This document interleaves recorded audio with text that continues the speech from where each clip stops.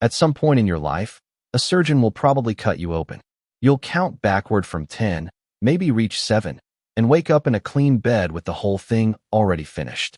For almost all of human history, that mercy simply did not exist. If you needed surgery in 1842, you walked into the room fully awake.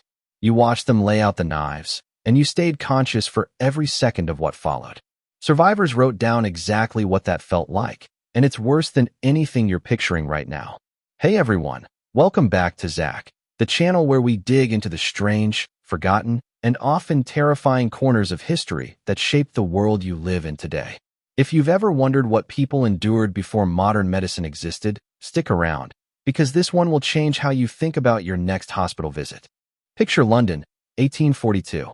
3 days ago, a cartwheel crushed your leg, and the bone tore through the skin. The wound has gone dark now, sweet and rotten smelling. The surgeon examines you for less than a minute, then hands you the only 2 choices left. The leg comes off in the morning, or infection reaches your blood and kills you within a week. That was the brutal math of surgery back then. Nobody climbed onto that table for a bad knee.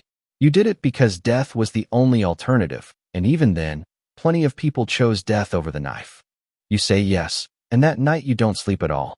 In the morning, assistants walk you up to the operating theater, built under a skylight because surgeons needed daylight to cut by.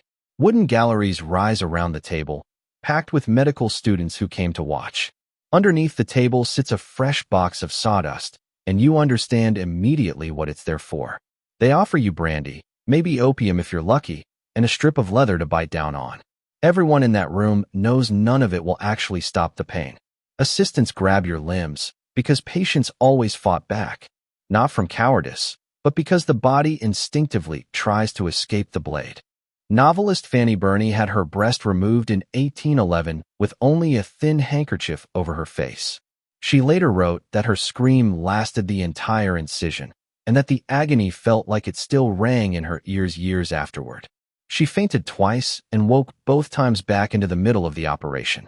A Scottish chemist named George Wilson survived an ankle amputation and described something even darker than pain, a feeling of total abandonment, as if desertion by God and man had swept through his mind. Surgeons had only one real weapon against this horror: speed. Robert Liston, known as the fastest knife in London, could remove a leg in about 2.5 minutes. Students timed him with pocket watches. Still, roughly 1 in 6 of his patients died. And surviving the operation was only round 1, because nobody understood germs yet. Surgeons wore blood-crusted coats as a badge of experience, and infected wounds were mistakenly celebrated as a sign of healing. Roughly 4 in 10 amputation patients never left the hospital alive. Then everything changed on one ordinary morning. October 16, 1846, Massachusetts General Hospital. A dentist named William Morton arrived with a glass inhaler filled with ether vapor. The patient breathed it in, went limp, and for the first time in that room's history, the surgeon operated in complete silence. No screaming, no restraining. When the patient woke, he said he felt only a dull scratching sensation. The surgeon turned to the stunned crowd and said, "Gentlemen, this is no humbug." News spread across the Atlantic within weeks. Even Liston himself tested it, amputating a leg while the patient slept peacefully through the entire thing. Some surgeons resisted the idea for years, insisting pain built character or kept the body alert. But once Queen Victoria used chloroform during childbirth in 1853, the objections quietly disappeared. Infection kept killing patients for another 2 decades, until Joseph Lister introduced antiseptic methods in the 1860s, finally closing that second door of death. Tonight, someone somewhere is lying on an operating table, completely unaware of what's happening to them. Tomorrow they'll wake up sore, press a button for painkillers, and complain about hospital food. That comfort took thousands of years of suffering to earn.